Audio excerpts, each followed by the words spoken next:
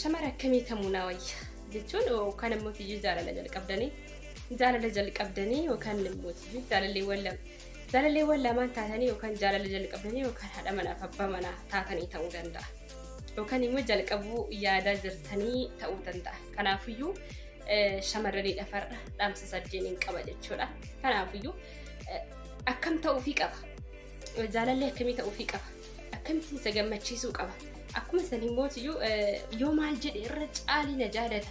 Yoo maal godhe irra caalii na jaalata. Akkamitti jaalalasa keessatti horachuu danda'a. Akkamittan kiyya godhachuu danda'a. Kiyyaaf kiyya qofa akkamitti godhachuu danda'a. Akkuma sanii waan akkamiitiin onnee isaa kana bituu danda'a. Waan akkamiitiin illee isa gammachiisuu danda'a. Ijoolleen jedhanii jira.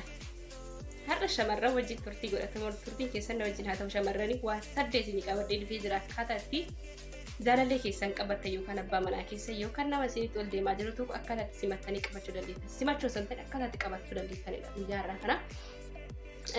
Namoonni akka jedhaniitiin giraa gabbee jiran jechuudha. Akkamitti jaalachuu danda'a, akkamitti jaalala baay'isuu danda'a. Namoonni jedhanii jaalalli saniif haa baay'atu yeroo kamuu jechaadha hordoftoota chaanaalii kiyyaa. Manni kun mana dhugaa fi mana jaalalaa bichaadha. Dhugaa jirtu bicha walitti himna. Kanaafiyyuu chaanala kana sheerii walitti tolcha. Akkuma sanii warri maatiin ta'in ammumata namaatii godhadha chaanala kana. Chaanalli kun dhugaa fi dhugaadha. Jaalalaan keessin gargaarudha. Jaalalleewwan lamaan osoo waliin loliin shambaa aja'anii akka waliin jiraatan gargaaruudhaaf kan uumamedha. Chaanalli kun dhugaa malee soba naasa'u. Dhugaa jirtu isinitti himaa jechuudha. Kanaafuu turtiin keessan nu wajjin haa ta'u haga dhumaatti waa saddeet shamarran kan gorsinu qabna guyyaa irraa gara barumsaa. Akka mootiyyuu ati isa jaalatu argisiisa jechuudha. Kanallee godhu. Kan inni uummata xiqqoo takka isii haa godhu aggaannantee baqa aggaannantee akka waan inni guddaa isii godhee akka guddaa takka naa galatamu jettee akka abbadde ta'uu qaba. Si galte. Arfaffaan mootiyyuu akka inni si jaalatuuf si bichaa jaalatuuf onnee isaa keessatti qarratsamu yoo kafeettaa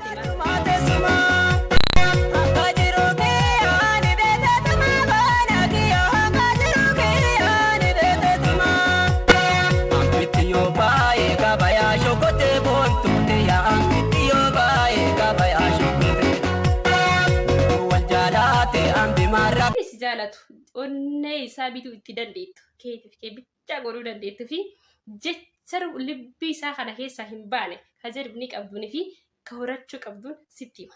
Waa saddeeti turtiin keessan hanga dhumaatti na hojjaa isiniin akka si jaalatuu fi onnee isaa keessatti ati bichaan akka hafteetiin jirtu godhuu ka danda'u waan irraa jaalatu ittiin waan irraa dassa jedhu ittiin waan irraa bareedu ittiin adannaqi gammachiisi.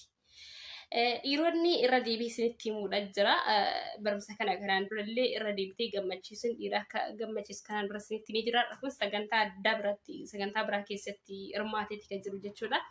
Kanaafiyyuu waan irraa jaalattu itti himtee yoo gammachiiste hedduutu akkas jaalataa keessa jedhu mataa ija yookaan immoo gurra isaa yookaan ija isaa adannaqe jechuu kiyya osoo hin ta'e. Kana jechuun kiyya yookaan qaama isaa keessaa tokko adannaqe jechuu kiyya osoo hin ta'in. Asaabni isaa akka gaarii ta'e itti himu akkuma isaan hojiin isaa akka gaarii ta'e itti himu hojiin inni hojjetuyyuu tokko fakkeenyaaf gaarii ta'uu danda'a badaa ta'uu danda'a badaa san callifteetumaan bakka inni gaarii hojjete san hin shaffantee isa adannaqu isa baqa waaw baay'ee gaariidha wanti kun jettee haamilee nama kamiitu ol kaasa wanta kanaaf fakkeenyaaf madaamiin yeroo hojii hojjennu waaw shaaxira siin jettee miti waaw Waitiin isaanillee onnee godhata si kanaafiyyuu durbochee yoo ati wanta kana gootee jettee akka ati jaalattee itti dhagahama waan ta'eef fixamsarraa fagaatuun barbaadu. Ka akkasi malee guyyaa takka buluu hin dandeenye tas akka akkasi jaalatuu fi onnee isaa keessa seefii ta'uu yookaan barbaadu taate gammachuu yookaan immoo tiyyuu tapha uumuu danda'u keeti kan darajaa lammaffaa qabu maalidha? Lammaffaan tapha uumuu danda'u keeti waan kofalchiisaa takka waan shambaa nama godhu takka waan shaa nama godhu takka uumuu danda'u keeti.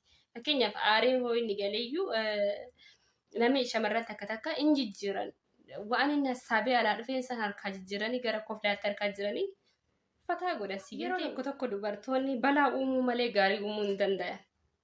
Jechuu kanatti akkanatti muufallee dhiifama wajjin shamarranii akkasumas hin jedhu waan qubna garee miti kun maalin isa tabsisa maal daa'imoyiiti moo waan baqa waan taawway wal qabatu waan haasa'amu irratti qabu waan guddaa irratti wal luluufa barbaadan fa isa san kaasuuf deemtan isa san kaasuu irra fidattan jechuudha. Garuu tapha mana keessatti umtee isa tapsiisuun akka onnee isaa keessatti seefii taasisuu hin danda'a jechuudha.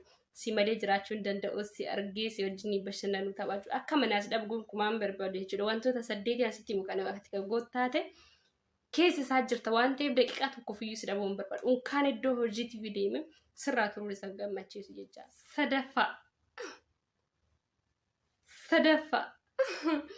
Sadaffaan immoo dhiironni wanti akka libbii isaa keessaa hin baane ka ta'us taasisuu si danda'u kan immoo akka isaan si jaalatan si dhabuu hin dandeenye ka taasisu keessaa waan si kenne galateeffachuu.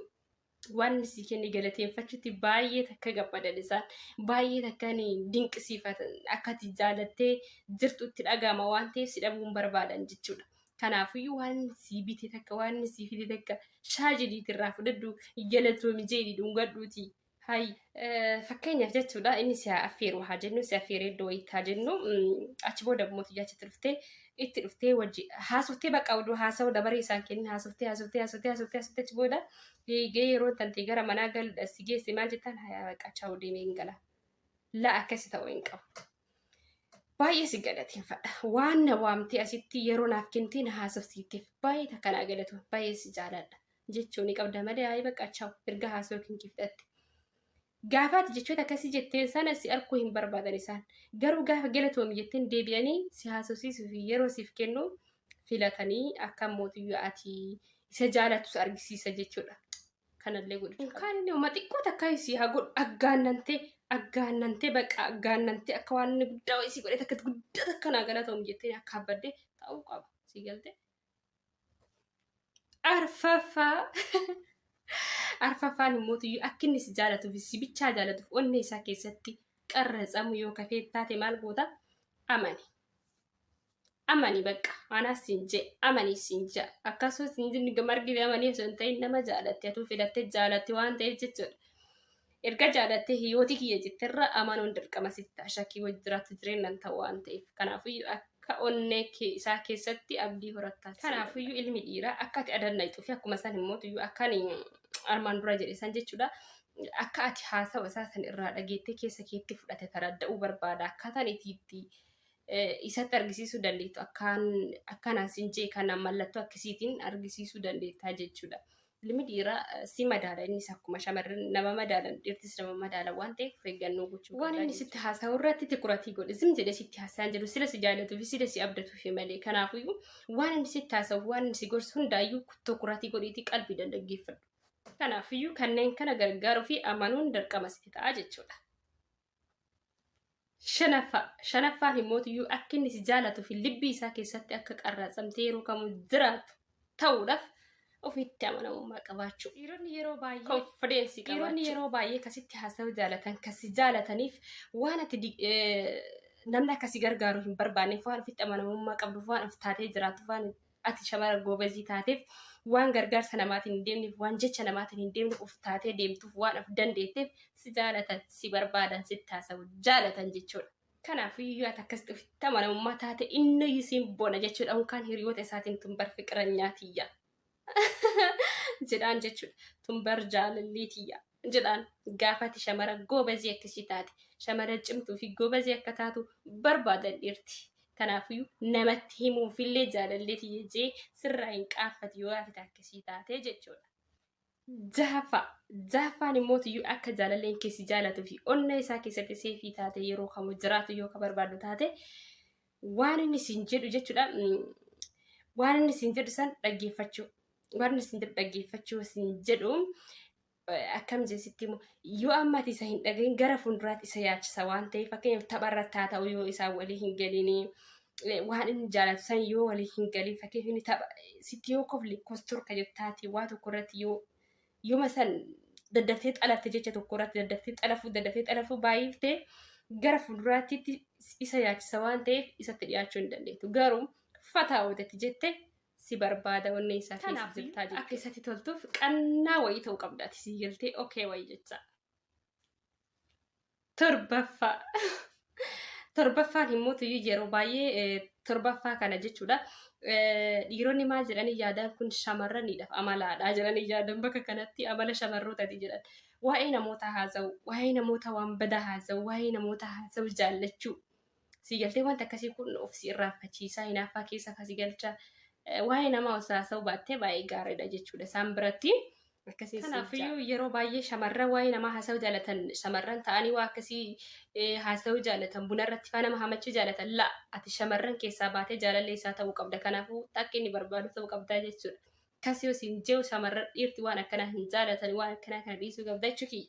Kanaafuu isaan biratti hin fayyadamin jechuu kiyya. Isaan biraa waxiin abba barbaadde hamaddu akka abba barbaadde walitti naqee jechuu kiyya miti. Kun sirrii miti gonkummaayyuu waa'ee namaa haasa'u waa'ee kee bicha haasa'e malee waa'ee namaa haasa'in. Kanaafiyyuu guys yeroo tokko waa'ee namaa yoo haasa'u baay'ee cituun oduutti baay'ataa boo waa'ee nama borullee akkas ollallee qabattee seeraan deemuu danda'u. Haaliin akkan immoo nama jibbisiisa waan akkana nama jibbisiisa mala akkanaan irratti na gonkumaa jecha dhugaa. Saddeettaffaa namootiyyuu saddeettaffaan inni dhumaa jechuudha maalidha. Gilxii ta'eef. Gilxii akka taatuuf jaalatan kanaan dura dubbadhee jira dhiirotatti gilxii ta'aa fi argamaa fi akkuma jedhe isinis gilxii taatanii akka argamtaniif hin barbaadan jechuudha isaanillee maaliifi ta'e isaaniitii fi ta'e isaanii ta'u mirkaneessuu barbaada waan ta'eef abbummaa isaanii mirkaneessuu barbaada waan ta'eef akka gilxii taatuuf ni barbaada isaanii. Shamarrochee waa'ee hundarrattu jechuudha kanaan natti tola kanaan natti hin tolan kanaan natti tola kanaan natti tola kanaan natti hin tolan zimin jedhina waan mararratti konfideensii keessanii naasaa. Akka barbaadanitti jechuudha alga irratti akkatti natti tola malee akkasitti natti hin tolan. Inde bakka manni kun mana dhugaatii siin jiree jira jinni keessaan hin beekuuti. Haya akkatti natti tola akkatti natti hin tolu. Gilcha abbaa mana keetiiti halaala keeti akka barbaadeetti itti waan barbaade sii giltee hin dho'isin keessa kan kee fataa jedhi itti haasa'e. Abbaa mana keetiiti abbaa mana keetiiti. Bakka kanaan sirraa jaaladha akkasiin naa ta'i akkasiin si jaaladha akkas naa ta'i jeen itti gilxii jiru jechuudha. Keessa keettiin dho'isin gaafa san immoo sirriitti jaalata baqqaa. Akka inni si dirqaa jiruun argisiisin ati shamarran tokko jira. Akka inni si dirqaa jiru laa fedhiin tokko nulachuu tokkodha. Wanni tashqamaxaxee yeellam. Gilxi walitti himaa. Si gilte walqixxummaadha gizii deemokiraasiidha. Giziin tashqamaxaxaniitiin dukkanatti karra cufatas sun hin jiru. Ifa bilisa hundi isaatiyyuu. Waan sii tole jira jedhi waan siin tole naan tolle jedhi teekinooloojiitti fayyada. Kana isin jedhu safuu Oromoo cabsi jechuu kiyyaa miti safuu keessaa ba'an jiruuti yaala.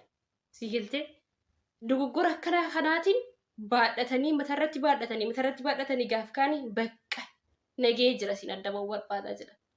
Hirrinni akkanaa kun waan jiruuf mana keessa jechuudha.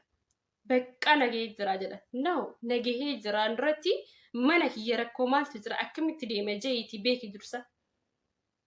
Namoota baay'ee addaan bahan arginee jirra. Tidaarii baay'ee diigame argamee jirra.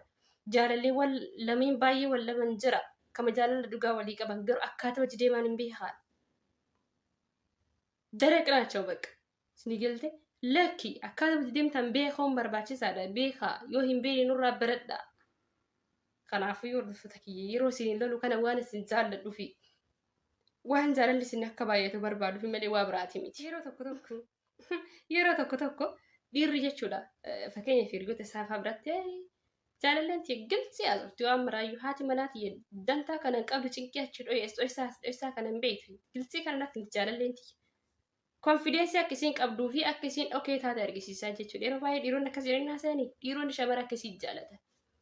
Shamara keessa callisanii achumatti zim jedhanii fixa waan mara cinqii sanaan fidhan kaasaan. Sigiltee miiffataa jechuu barbaadan addunyaan kun xiqqoodha. Kanaafiyyuu waan akka isaan godhu qabdan jechuudha hordoftoota kiyya. Warri na dhaggeeffataa hartan akka akkas godhan abdii guddaan qabu. Warroonni barumsi keessa kennuu ta'e naan jira hartan naa galaa jira. Guddaa takkan isin galateeffadha. I love you so much. Sheerii na tolchuu keessanii guddaa galatooma. Warroonni sheerii godhaa hartan arkaa jira. Isinillee jala galee ilaalaa jira. Guddaa naa galatooma. Kabajamtoota fi jaalatamtoota keenya. Barumsi guyyaa kana. Kanaaf kana ture. Barumsa guyyaa har'aa tanarraa shamarran akka waa baay'ee takka baratan abdii guddaa qaba. Kanaaf jaalallee keessan akkamitti akka qabattan hin wallaaltan jedhee yaadu. Haa ta'u malee garuu dogongora jirullee wajjin laalle jechuudha. Manni kun mana jaalalaati. Mana safuu jinnii osoo hin taanetti dhugaa jiru sirriitti himuudha. jaalalli mooyamaadha. Jaalalli jiraataadha. Jaalalli addunyaa mooyate. Addunyaan jaalalaan shaayidha jirti. Illee shaa jenna jaalalaan. Kanaaf hordoftoota keenya warri maatii kennan ta'in ammuma tana subscribe godhadhaa mallattoo bilbilaatu kadhaati. Yeroo kamuu jaalalaan isinii wajjin shambaa jenna isiniin ja'a. Yeroo qabdan nu kennu keessaniif guddaa isin galateeffanna. Carraa barumsaa argachuu keessaniif isinuuf galateeffadhaa isiniin ja'a. Fedhii barumsaa qabaachuu keessaniif isin jaalanna isiniin jenna yeroo